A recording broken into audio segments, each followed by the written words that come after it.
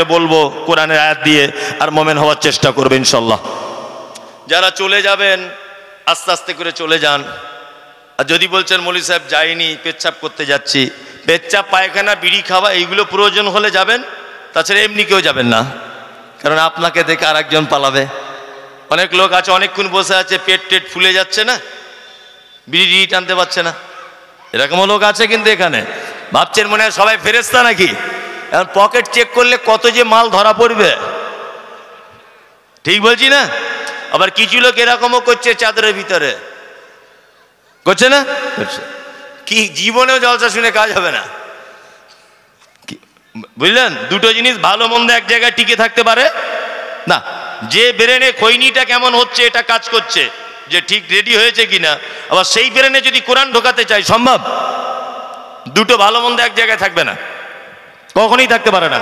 আমি মুমিনের গুণ বলছি, এক, ইন্নামাল মুমিনুনা আল্লাযীনা ইযা যুকিরাল্লাহু ওয়াজিলাত কুলুবুহুম ওয়া ইযা তুলিয়াত আলাইহিম আয়াতুহুম যাদাতুহুম ঈমানা ওয়া আলা রাব্বিহিম ইয়াতাওয়াক্কালুন আল্লাযীনা ইউকিমুনাস সালাতা ওয়া মিম্মা রাযাকনাহুম ইউনফিকুন উলাইকাল মুমিনুনা হাক্কান লাহুম দারাজাতুন ইনদা রাব্বিহিম ওয়া মাগফিরাতুন ওয়া রিজকুন কারীম।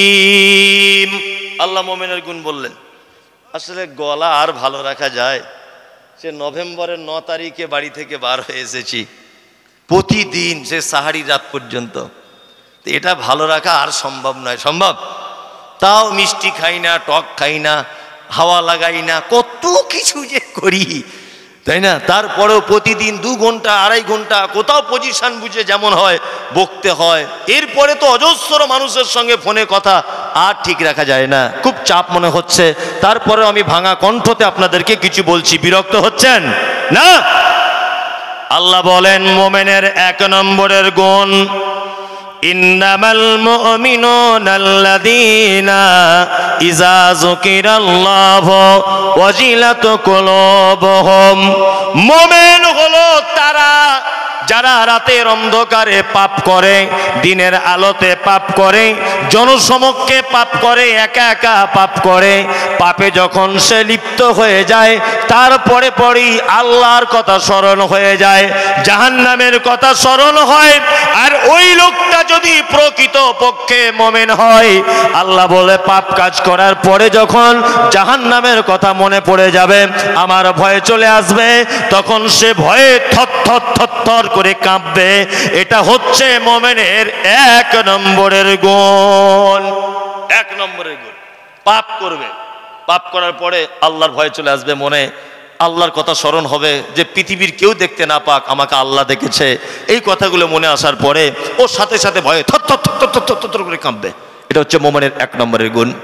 একটা হাদিসের কথা মনে পড়ে গেল, খুব চমৎকার হাদিস, আপনাদেরকে বলি, দেখুন আপনার ঈমান বেড়ে যাবে। একজন মহিলা, খুব প্রসিদ্ধ হাদিস এটা, একজন মহিলা আল্লাহ নবীর কাছে এসে বলছেন, ফাতাকিরিনি ইয়া রাসূলুল্লাহ, হে আল্লাহ রাসূল, আপনি দয়া করে আমাকে একটু পবিত্র করে দেন, পবিত্র করুন। আল্লাহ নবী সাল্লাল্লাহু আলাইহি ওয়াসাল্লাম মুখটাকে ফিরিয়ে নিলেন। মহিলাটি আবার আল্লাহ রাসূলের সামনে গিয়ে বলছেন, আল্লাহ রাসূল, আপনি আমাকে পবিত্র করুন। আল্লাহ রাসূল বলছেন, মহিলা তুমি কি করেছো যে তোমাকে পবিত্র করব? মহিলা তখন বলছেন, আল্লাহ রাসূল, আল্লাহর প্রতি কতটা ভয় দেখুন। মহিলা বলছেন, আল্লাহ রাসূল, মানুষ যেটা বৈধভাবে করে আমি সেটা অবৈধভাবে করেছি, অর্থাৎ আমি ব্যভিচার করেছি। এই দেখুন আমার পেটে বাচ্চা চলে এসেছে। আল্লাহ নবী সাল্লাল্লাহু আলাইহি ওয়াসাল্লাম বলছেন, মহিলা তুমি কি জানো যে ব্যভিচার করলে বিবাহের পরে তাকে কি করা হয়? বলছে, আল্লাহ রাসূল জানি, তাকে কোমর পর্যন্ত পুঁতে ফাঁকা ময়দানে ইট পাথর মেরে মেরে তাকে শেষ করে দিতে হয়, আর অবিবাহিত হলে তাকে বেত্তলাঘাত করতে হয়। মহিলা তুমি কি জানো এই মুহূর্তে তোমায় কি করা উচিত?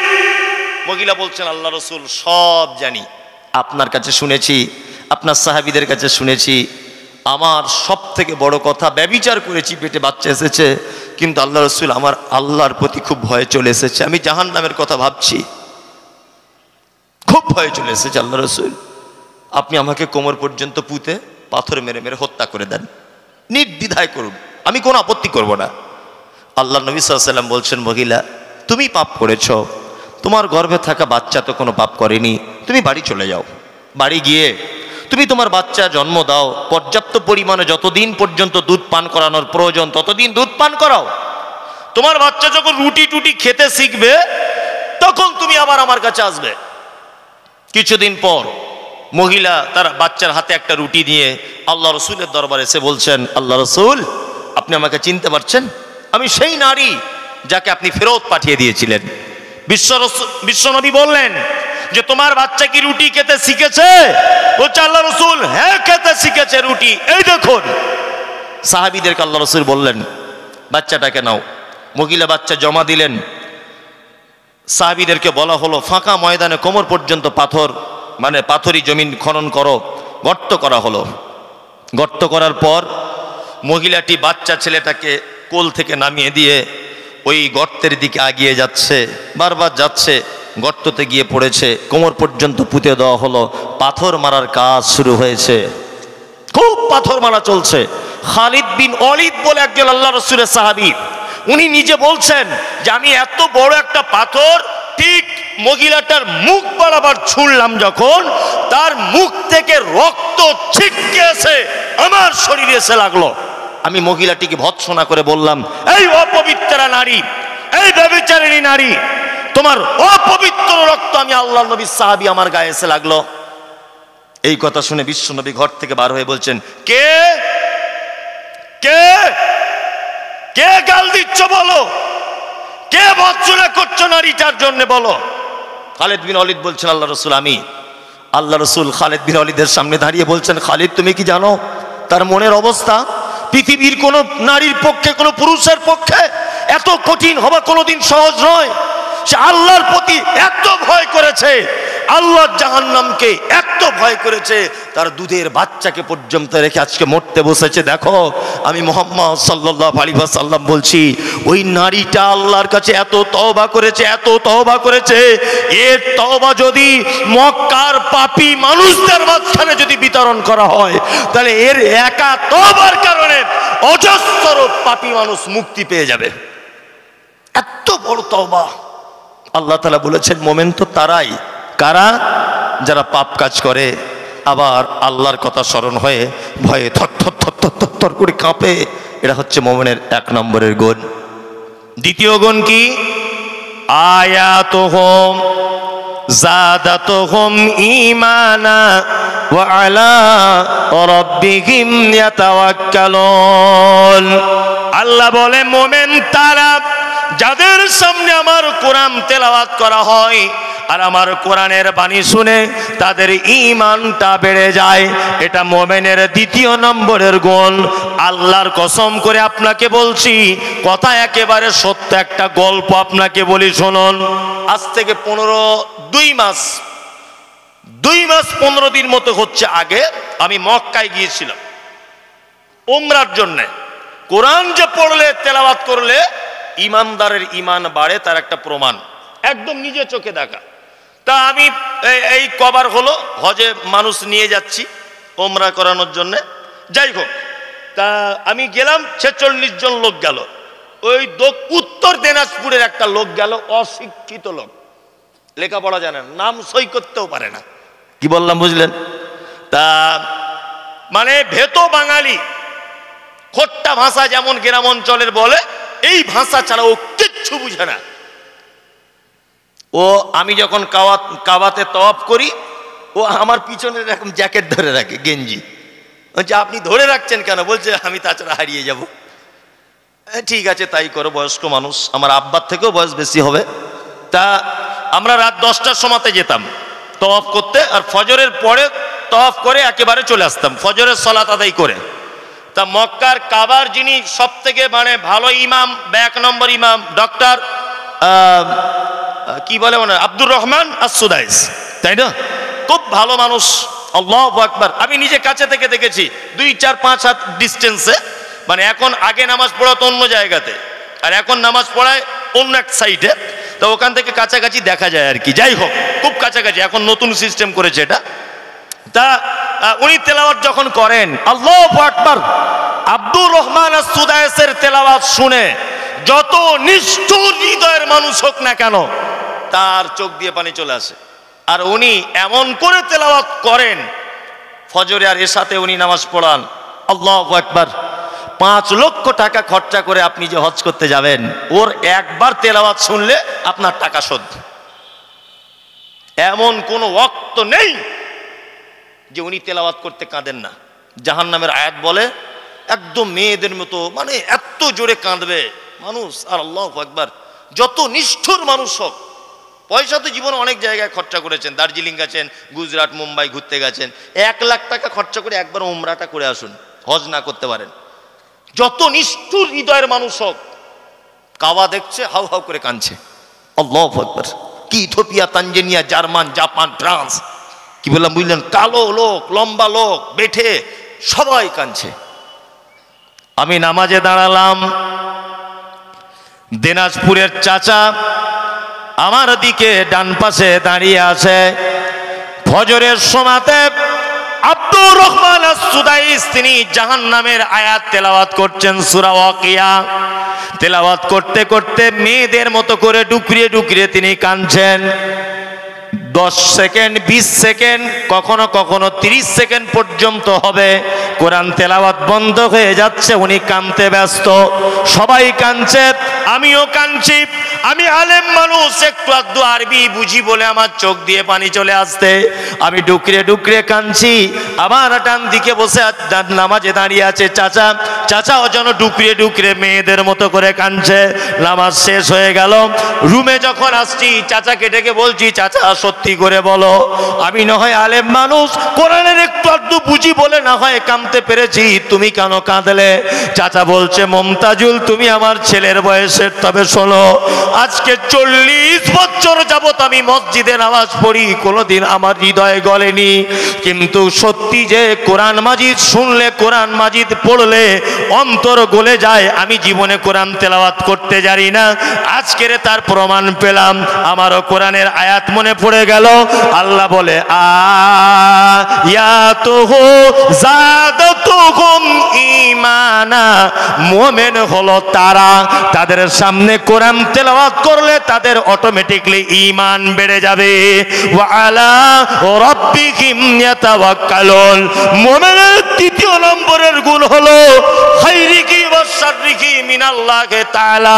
ভালো মন্দ যা কিছু হবে, বিপদ হোক, মুসিবত হোক, লটারিতে টাকা পড়ুক আর অন্যায় কাজ করুন, যা কিছু হবে আপনি একটা কথা বলে দিবেন যে খাইরিহি ওয়া শাররিহি মিনাল্লাহি তাআলা, আমার ভালো মন্দ সব কিছু আল্লাহর পক্ষ থেকে।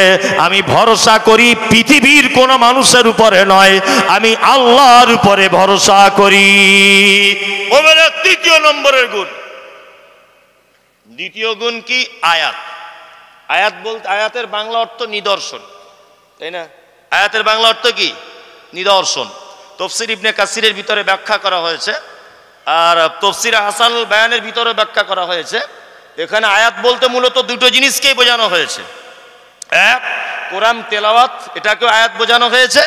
আর আরেকটা আয়াত বোঝানো হচ্ছে মানে আল্লাহ সুবহানাহু ওয়া তাআলার নিদর্শন। এই নিদর্শন দেখেও একজন মানুষের ঈমান বাড়ে, বাড়ে না? বাড়ে। তার প্রমাণ আপনাকে আমি দেখাই।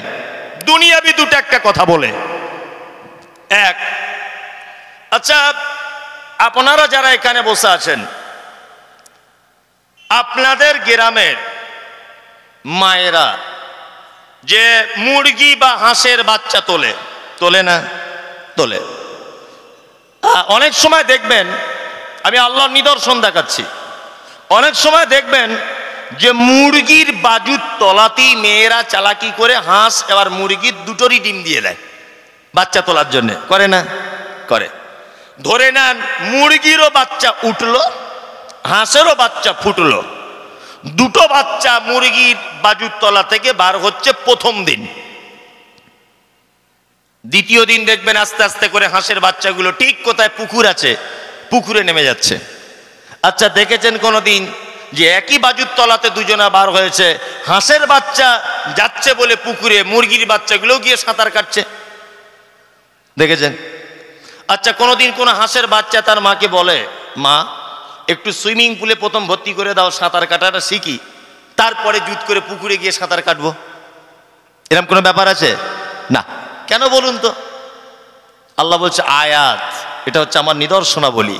ওকে কে বলে দিল হাঁসের বাচ্চাকে যে সাঁতার কাটার সময় পাগুলো এরকম এরকম করতে হয়, তারপরে তুই যখন পুকুরতে গুটবি ডানাগুলো এইরকম করে লাফ মারবি? কে বলে দিল? কে? আল্লাহ। তাই না? আমরা সত্যি কোরআন না জানলে যে কিছুই জানা যায় না, তার একটা বাস্তবতা আছে এর ভিতরে।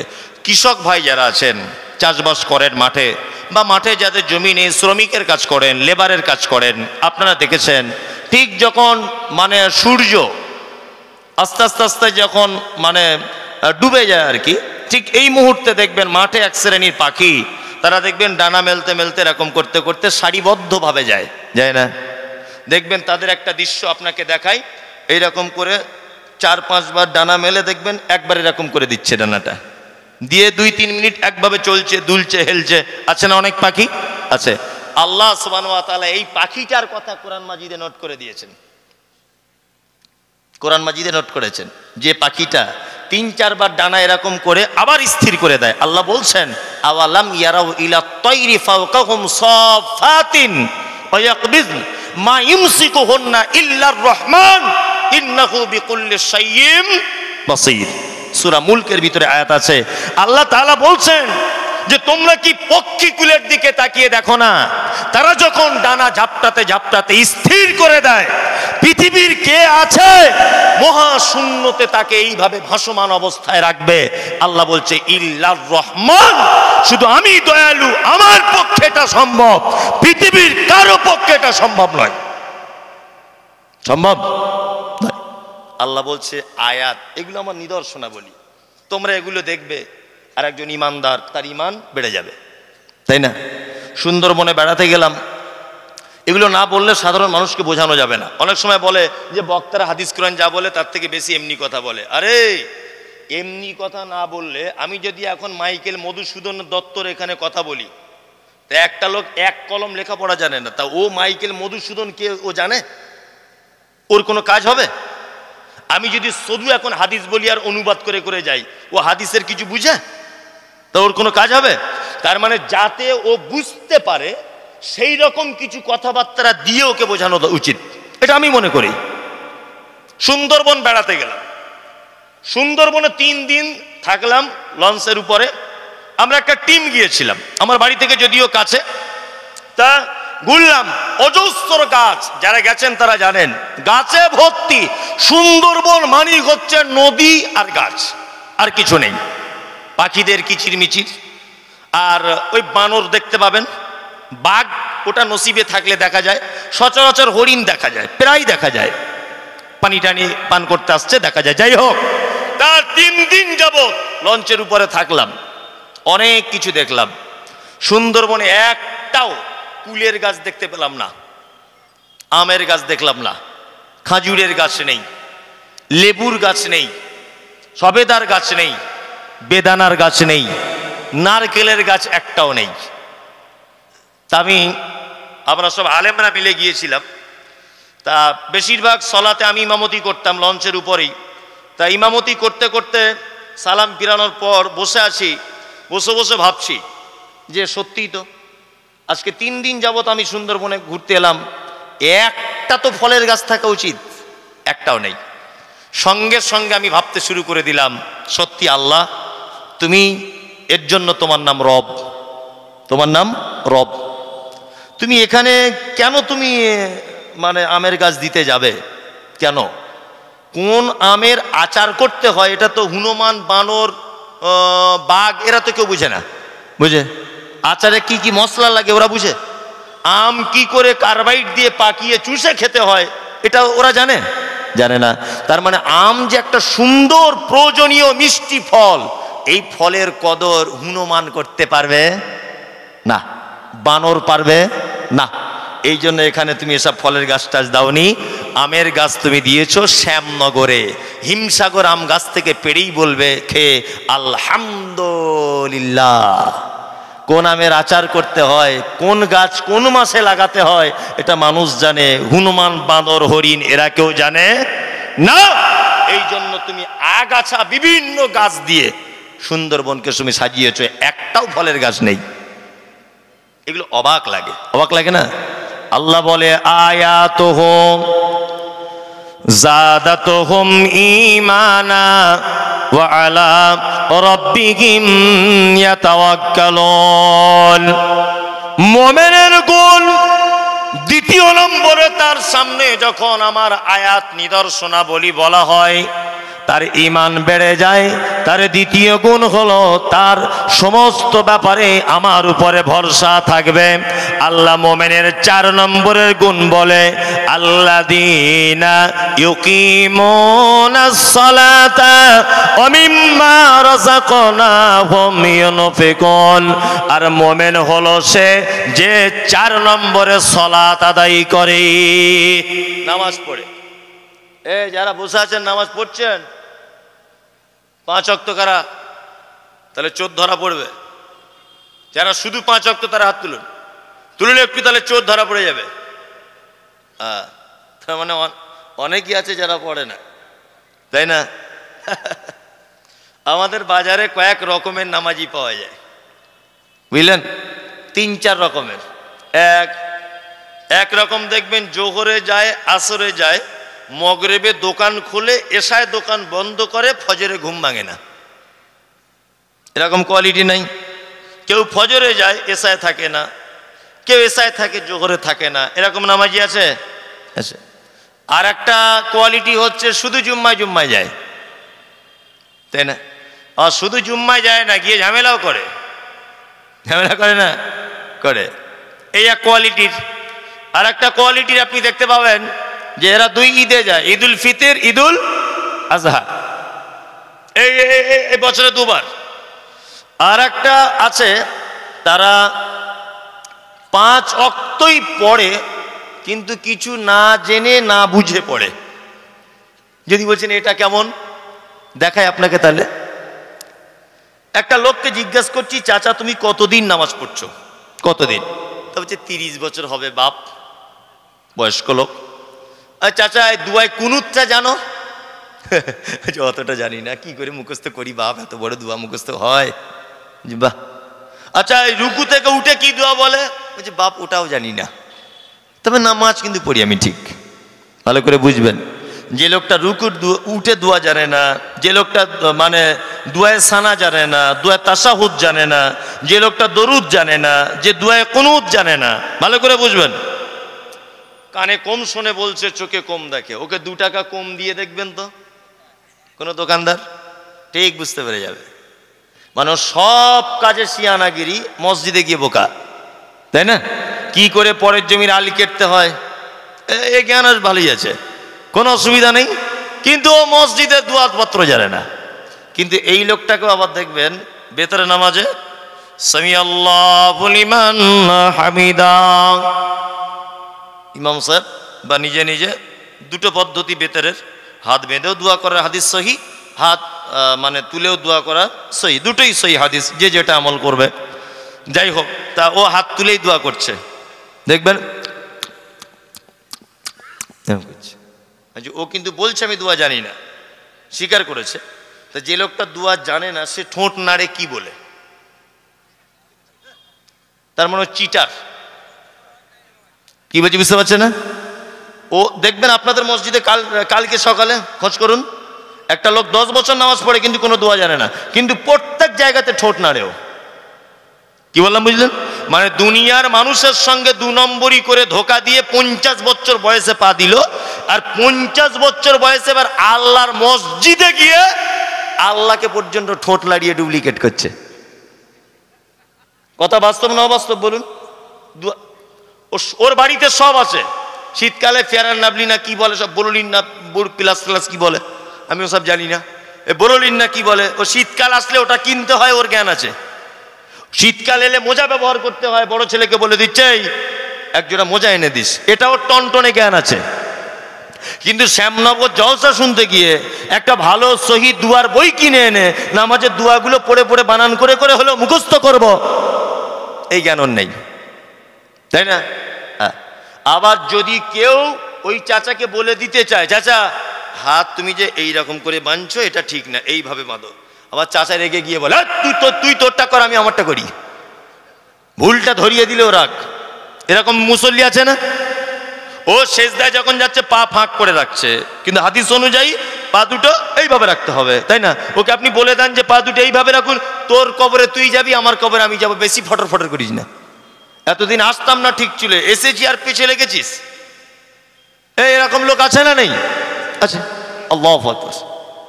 এরকম 2 নম্বরই আর চিটিংবাজি করে কদিন আল্লাহর সঙ্গে ধোকা দিয়ে চলবে? চলবে? চলবে না।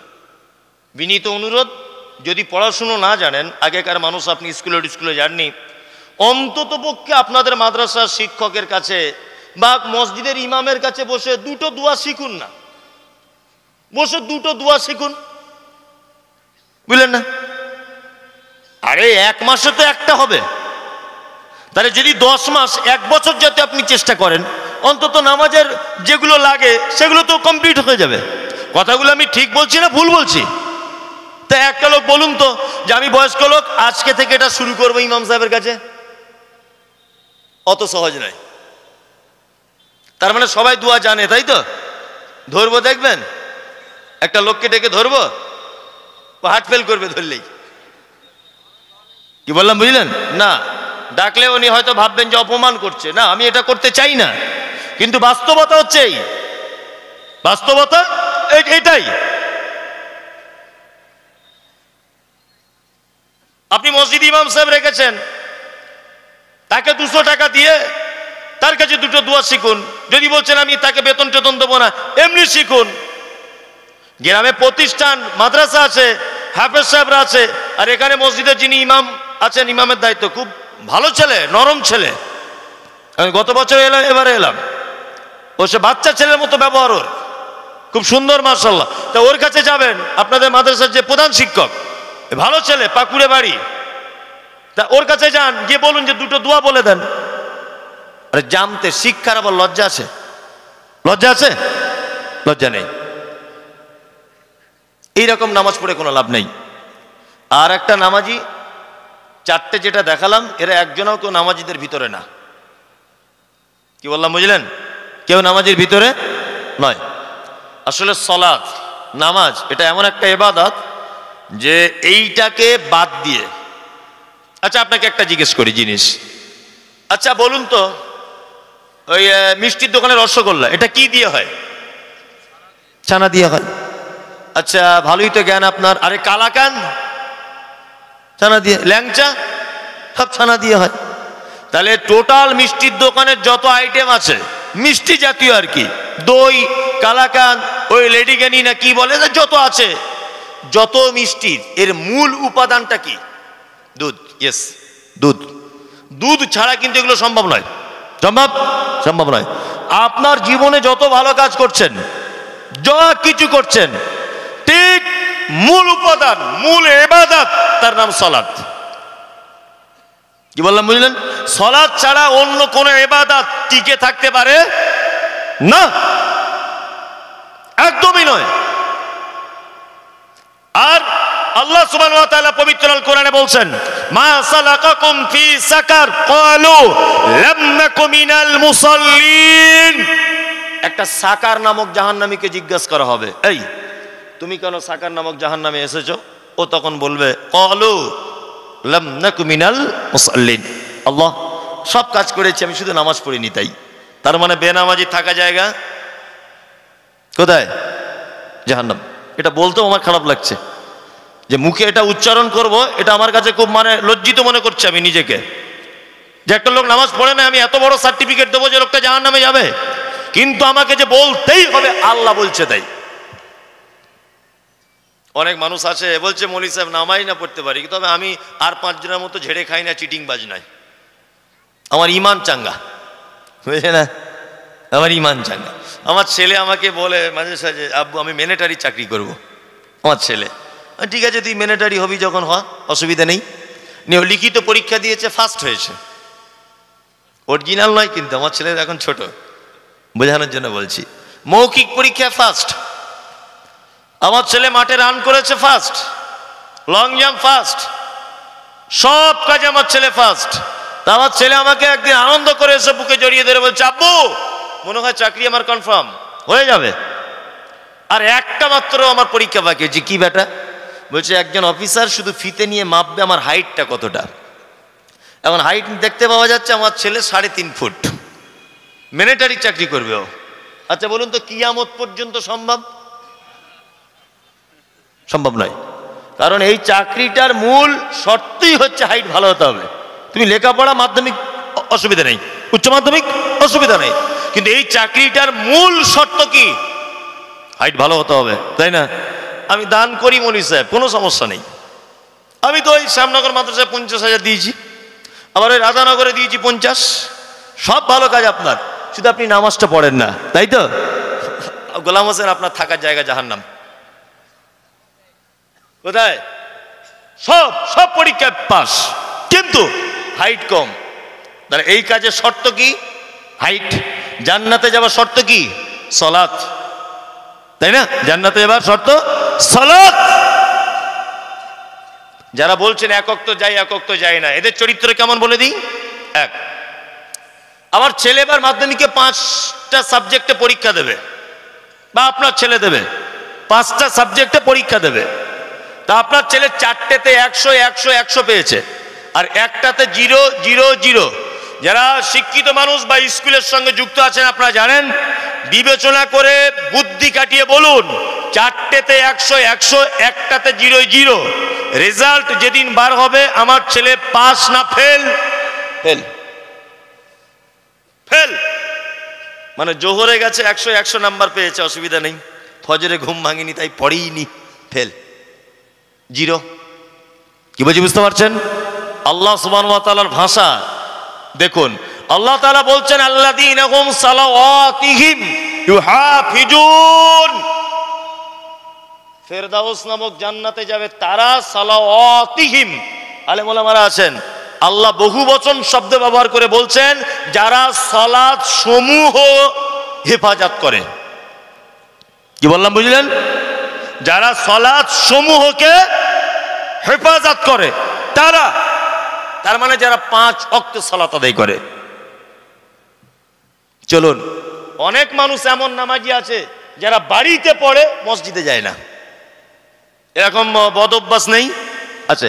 বাড়িতে সালাত ইচ্ছাকৃতভাবে হবে না, কারণ আল্লাহ সুবহানাহু ওয়া তাআলা বলেছেন, আরকাউ মা'আর রাকিঈন, তোমরা রুকুকারীদের সাথে রুকু করো।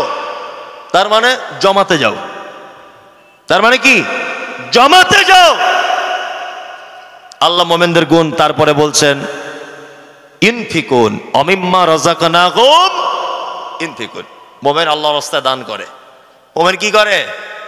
দান করে। যদি বলছেন মৌলী সাহেব আপনারা পারেন বেশ ভালো, ঠিক ঘুরে ঘুরে জায়গায় এসেছেন দানের ব্যাপারে, আমি কারোর কাছে টাকা চাইবো না, তবে বিনীত অনুরোধ, আপনি আমাকে 10টা মিনিট টাইম দেন, আপনাকে একটা গুরুত্বপূর্ণ ঘটনা আমি আপনাকে শোনাবো হাদিস থেকে। কি বললাম বুঝলেন? এইটা শুনে আপনি বাড়ি যাবেন, যেখানে পারবেন যান, আমার কোনো আপত্তি নেই। আল্লাহ নবী সাল্লাল্লাহু আলাইহি ওয়াসাল্লাম পৃথিবী থেকে চলে যেদিন গিয়েছিলেন, সেই দিনটির নাম কি? কি বার ছিল সেদিন? সোমবার। সোমবার। জীবনে অনেক কিছু শুনেছেন, আর এইটা আজকে শুনুন। এইটা আমি বলছি, বাংলাদেশের প্রখ্যাত আলেম ডক্টর আসাদুল্লাহ আল গালিব একটা বই লিখেছেন, সিরাতুর রাসূল। এই বইয়ের একেবারে শেষের দিকে এই ঘটনাগুলো বিস্তারিতভাবে পাবেন। আমি একদম আজকেই পড়লাম এবং একাধিকবার পড়ে আপনাকে বলছি। সহিহ হাদিসের উদ্ধৃতি দিয়ে তিনি ঘটনাটা বর্ণনা করেছেন। এক, আল্লাহ নবী সাল্লাল্লাহু আলাইহি ওয়াসাল্লাম সোমবার পৃথিবী থেকে চলে গেছেন। তার আগের বৃহস্পতিবার জীবনের শেষ নামাজ জমাতে পড়িয়েছিলেন মাগরিবের। বৃহস্পতিবার মাগরিবের। আর বৃহস্পতিবার মাগরিবের প্রথম 2 রাকাতে যে তেলাওয়াত করেছিলেন সূরা মুরসালাত, যার শেষ আয়াত ছিল ফাবি আইয়ি হাদিসিম বা'দাহু ইউমিনুন। আল্লাহ বলছেন এর পরেও কি তোমরা অন্য কোন কথার উপর ঈমান আনবে? বিশ্বনবী ঠিক যেন উম্মতদের উদ্দেশ্যে কথা বলতে চেয়েছেন শেষ আয়াত দ্বারা, ফাবি আইয়ি হাদিসিম বা'দাহু ইউমিনুন। মাগরিবের সালাত শেষ, বাড়ি চলে এলেন। হযরতে বেলাল মসজিদে নববীতে যেন আয়েশার আজানের ধ্বনি দিয়ে দিলেন, হাইয়া আলাস সালাহ হাইয়া আলাস সালাহ। হযরতে বেলাল, আল্লাহ রাসূল উঠলেন, উঠে আয়েশাকে ডেকে বলছেন, আয়েশা আয়েশা একটু পানি দাও তো আমাকে। আম্মা জান আয়েশা পানি দিলেন। আল্লাহ রাসূল সাল্লাল্লাহু আলাইহি ওয়াসাল্লাম ওযু করলেন। ওযু করার পর অজ্ঞান হয়ে গেলেন, বেহুশ হয়ে গেলেন। একটু পরে আবার হুঁশ ফিরে এলো। আল্লাহ নবী সাল্লাল্লাহু আলাইহি ওয়াসাল্লাম আবার আয়েশাকে বলছেন, আয়েশা একটু পানি দাও তো। আয়েশা আবার পানি দিলেন। আল্লাহ রাসূল ওযু কমপ্লিট করলেন, তারপর আবার অজ্ঞান হয়ে গেলেন। আসাদুল্লাহ গালিব সাহেব যেভাবে বইয়ের ভিতরে ঘটনাটা বর্ণনা করেছেন, আমি সেইভাবে বর্ণনা করছি, একটা অক্ষর এদিক ওদিক করবো না। আমি মানুষ, তারপরে গন্ডগোল হয়ে যেতে পারে। তৃতীয়বার আবার ওযু করলেন। ওযু করে ঠিক বেহুশ হয়ে যাবার আগে আল্লাহ নবী সাল্লাল্লাহু আলাইহি ওয়াসাল্লাম আয়েশাকে বলছেন, আয়েশা ইশারাতে তোমার আব্বাকে বলো ইমামতি করতে, তোমার আব্বাকে বলো, আমার আর যাওয়া হলো না। আম্মা জান আয়েশা আব্বা আবু বক্করকে বললেন, আপনি ইমামতি করতে যান, আল্লাহ রাসূল অর্ডার করেছেন। হযরত আবু বক্কর ইমামতি করতে যাচ্ছেন, চোখ দিয়ে পানি পড়ছে ঝরঝর করে, যে আল্লাহ রাসূল বেঁচে আছেন আর এখন আমি ইমামতি করতে যাব, এটা উচিত নয়। পৃথিবীতে একজন ভাগ্যবান পুরুষ মানুষ আল্লাহর নবী বেঁচে থাকা অবস্থায় 17 ওয়াক্তের, 17 রাকাতের নয়, 17 ওয়াক্তের ইমামতি করেছেন আবু বকর সিদ্দিক রাদিয়াল্লাহু তাআলা আনহু। এটা কিন্তু ভালো একটা ইম্পর্টেন্ট ব্যাপার, জেনে রাখুন আপনি। নাম্বার 2, হযরত আবু বকর ইমামতি করছেন। আম্মা জান আয়েশা একটা আপত্তি জানালেন আল্লাহ রাসূলকে।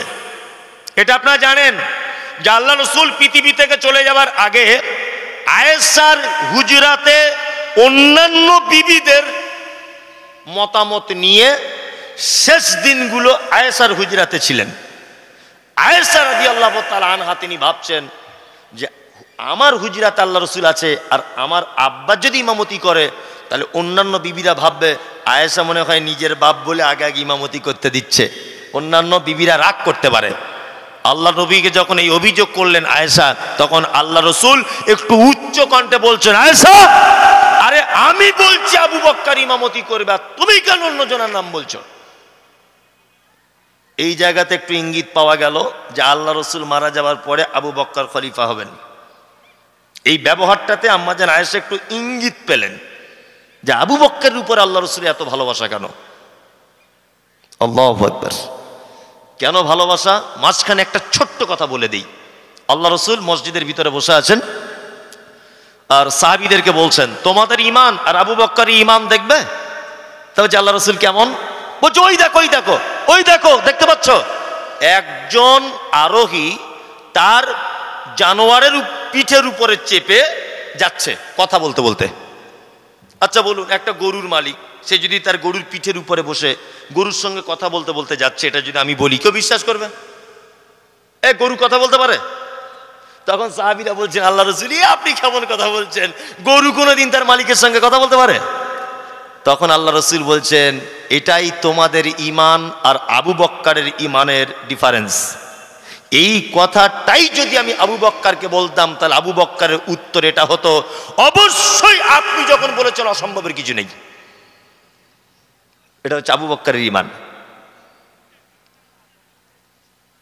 শুক্রবার চলে গেল, আল্লাহ রসুল মসজিদে যেতে পারেননি। শনিবারের দিন আল্লাহ রসুল একটু সুস্থতা অনুভব করলেন।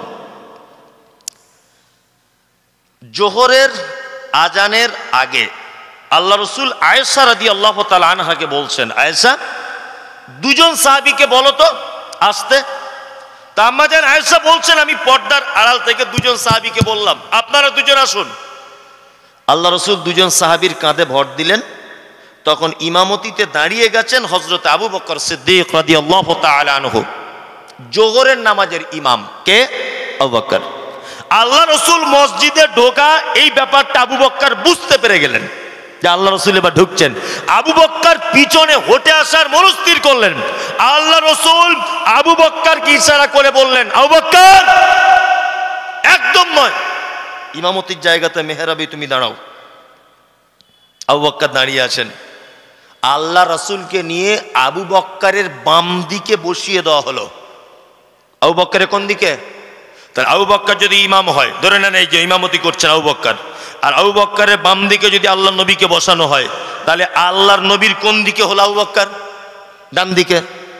এটা জেনে রাখুন, ইসলামের প্রথম মুকাব্বির তিনি হচ্ছেন হযরত আবু বকর সিদ্দিক রাদিয়াল্লাহু তাআলা আনহু।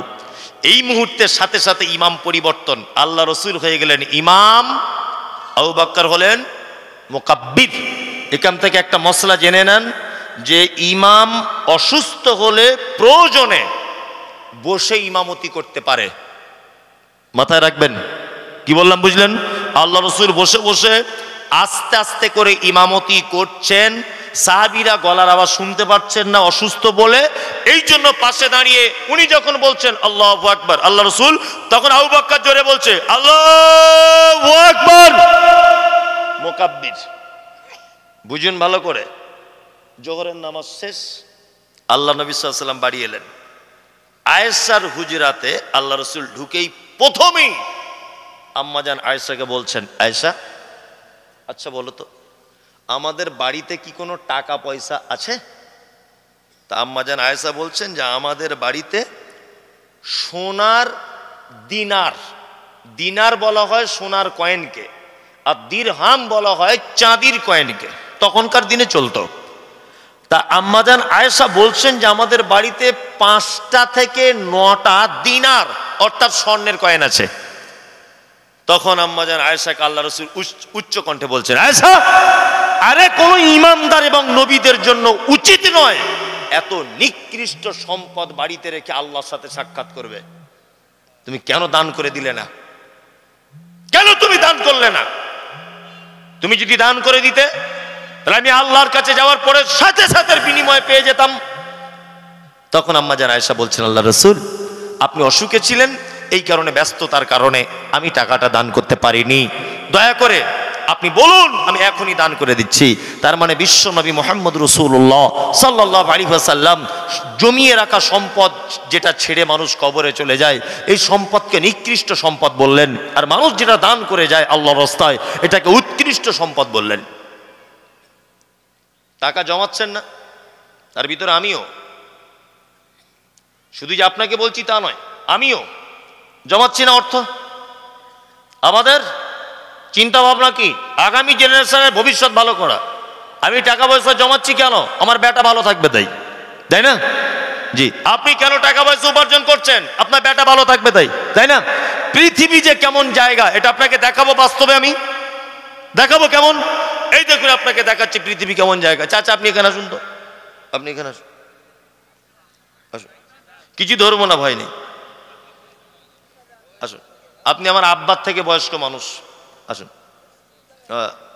আসুন, দুজনেই আসুন না, কথা বলিয়েন না। এই দেখুন, অনেক সময় বাস্তব কিছু জিনিস থেকে আমাদের জ্ঞান গ্রহণ করতে হয়, হয়তো হয় না? অবশ্যই জ্ঞান প্রতিটা জিনিস আছে, আমরা জ্ঞান বার করতে পারছি না। তাই এক, পৃথিবী কেমন জায়গা, আমি আল্লাহর কসম বলছি বাপ, আপনাদেরকে অপমান করার জন্য আমি ডাকিনি, হ্যাঁ, শুধু মানুষকে কিছু শিক্ষা দেওয়ার জন্য আপনাকে ডেকেছি। কি নাম আপনার? আব্দুল আজিজ। পৃথিবী কেমন জায়গাটা বলছি। আপনার বয়স কত হতে পারে মোটামুটি একটা?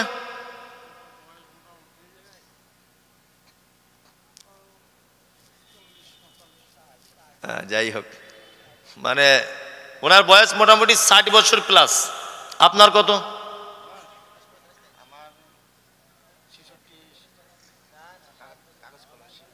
ও 60 বছর। আপনার দুজনের আব্বা বেঁচে আছে? আব্বা বেঁচে আছে? অনেক আগে মারা গেছে? কতদিন হবে? 10-20 বছর। আপনার 50 বছর হয়ে গেল। দুজনা ইমানদারির সাথে সত্যি কথা বলুন একদম। আপনারা দুজন কেউ মিথ্যা বলেন না আমি জানি, তারপরেও এখন এই মুহূর্তে ইমানদারির সাথে বলবেন। আপনার আব্বা মারা গেছে 50, আপনার 20। আপনারা দুজনা কোনোদিন আপনাদের আব্বাদের কবরের পাশে দাঁড়িয়ে বলেছেন যে আল্লাহ আমার আব্বাকে একটু ক্ষমা করে দাও? সত্যি কথা বলবেন।